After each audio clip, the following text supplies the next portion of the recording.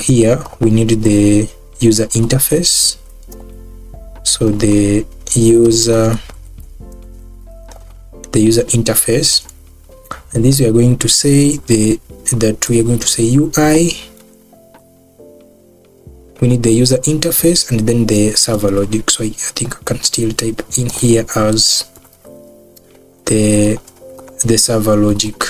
So where we are going to define our functionalities to hover over to the map and click on the variables and the display on the map, change the color, the legend, depending on the polygon that we have clicked. So we are going to have first begin with the user interface, and here we can say the UI. The UI is going to be, we are going to use the fluid function from Shiny. You can see it says function for creating fluid page layouts. That means it will fit into all the screens that we have. It says a fluid page layout consists of rows, which in turn include columns. Rows exist for the purpose of making sure the elements appear on the same line. Yeah, if the browser of course has adequate width. So it will change depending on the screens that we have set on our web page. So inside the fluid, the first thing we are going to set is the title. So we can say the title panel. The title panel, of course, it takes in a string, and we can say county disability data, and we are doing what? We are doing visualization. Okay. Then we can put a comma here, and then we can set the sidebar. You remember I showed you the sidebar. The sidebar. I think it's supposed to be the sidebar layout like this. So the sidebar layout is going to have the sidebar panel from Shiny, and then this one we are going to have the select options, or the options in for example in JavaScript we use options. So we are going to select. Here we select the input. The input is the variables. They have the variable, and then the placeholder. So we can say select a variable to visualize your data. Okay, so then the other thing is the choice. So we can have the choices. Our choices are going to be a list. It's going to be a list of choices, and to have a list in R, normally use the C character, and this one is going to have site. So you remember I showed you we have the site, we have hearing, we have mobility. This one's supposed to be in quotes. We have mobility, mobility, and then cognition. So we have cognition,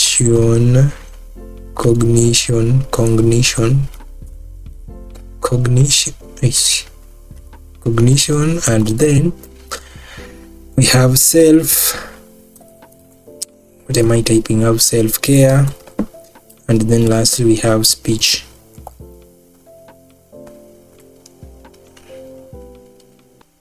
Speech like this. Speech. Okay. I think I can just space out these two new lines.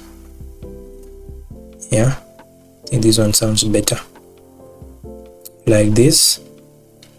And then we need to have a default option. For example, you can choose from this list. So you say selected. So we have already selected one of these, which is site. site, right? Site. And then here we can break and then continue to add the components. So on this side panel, first of all, we have to select the inputs. So we have the variable, which we have here the placeholder, the choices as I have listed here. Then the default one is site. If you say break, then you can continue defining other components that will have on this sidebar. Okay, so for example, if you wanted to plot a pie chart or a histogram on this sidebar, still you can do the same. So under the parent sidebar layout, we have the sidebar panel, and then the next one is going to be now the main panel. The main panel, so I say main panel is going to host our map. So here we use, of course, we need to use leaflet because this is where our map is going to be. It's supposed to be leaflet output, and this is going to have our map, and then we can define the dimensions of the map. We have map, it has the height of, you can say 600 and something like 80 pixels, 680 pixels, and then the width is going to be something like you can say 900 pixels. Okay, so after that we can say that the UI is done. So up to this point we have two sidebars. So on the left we shall have the sidebar panel, which will host our inputs, and then on the right one we shall have the main panel, which will have the leaflet or the map. Then under the logic, this is where we are going to spend much of our time. So here we can say server. The server, we can say this is going to be function. This function is going to have some arguments. We can have input, we can also have the output, and then we can have the session just in case. As usual, the function is the same almost in all programming languages. This is how we write the function. And then in here we're going to define a reactive value that will store our clicked county, because we are going to click on a map, choose a county, and then use that selected ID to change whether to change the legend, and also to update the map itself, or whatever we shall have on the terminal. Okay, so here I can say selected. I think we need some comment, say we can say create reactive value, and this one will basically be used to store the clicked county, or we can say some sort of ID to track our county. Okay,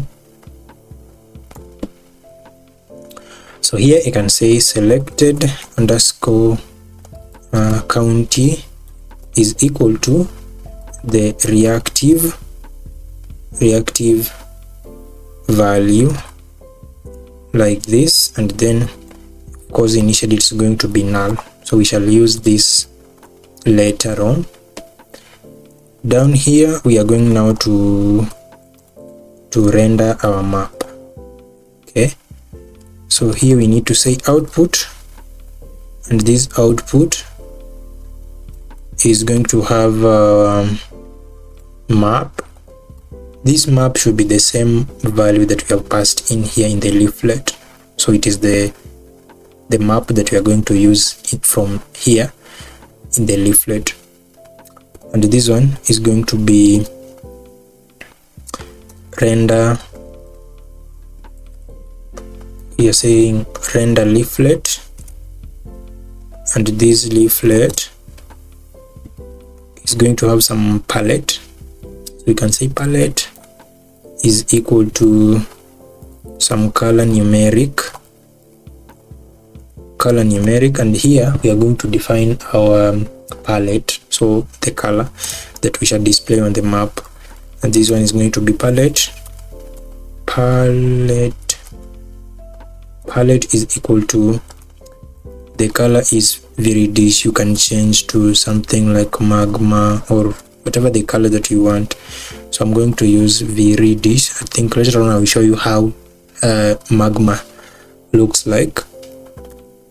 So viridish, and then the domain is going to be, of course, our county data. So county data, and we are going to pick our input is going to be the variable, so the variable that we have selected from above. So the variables that we shall be selecting here. So if we choose site, then here it will be site, and then it will use that color to show us the spectral variations on the legend, right? Okay, so we go ahead and have the leaflet. So we can say leaflet, our leaflet, which is going to take the county data, and then we can have this pipe operator, which shows that we are still inside the map output variable.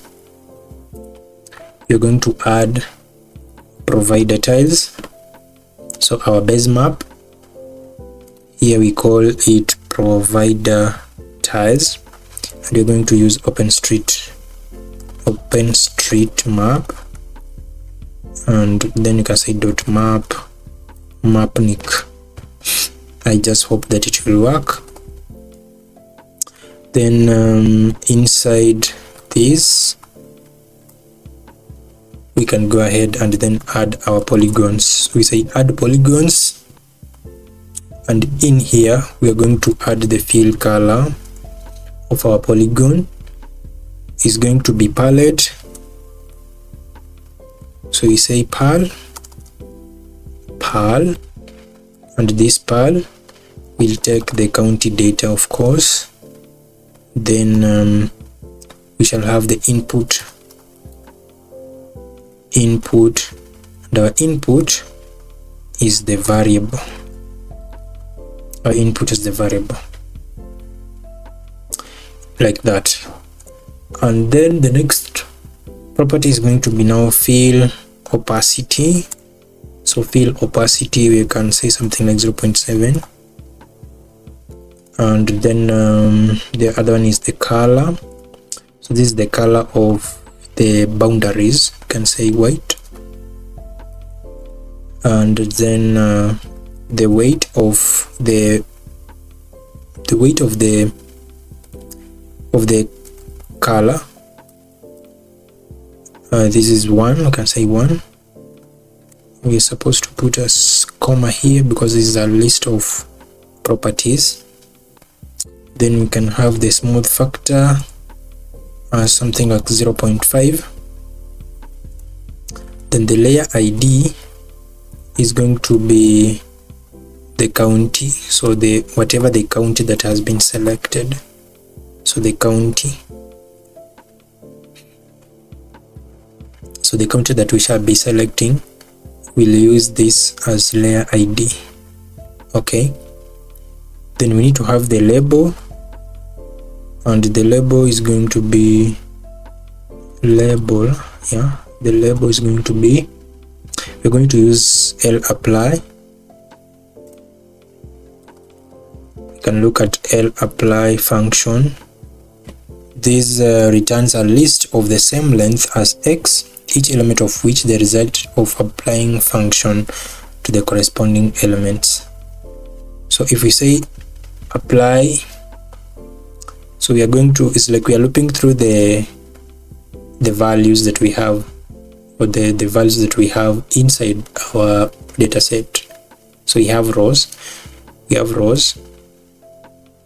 here, we have rows and we have columns.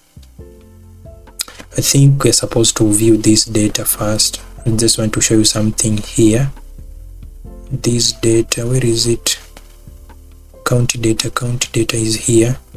So we can view, click on view county data. If we run this, you can see we have county, site, hearing, all these variables that we are using. Then at the end, of course, we have the geometry, that's the latitude and longitude, or the multi-polygon. So we have Baringo and then its values, and all these are 47 counties that we have here.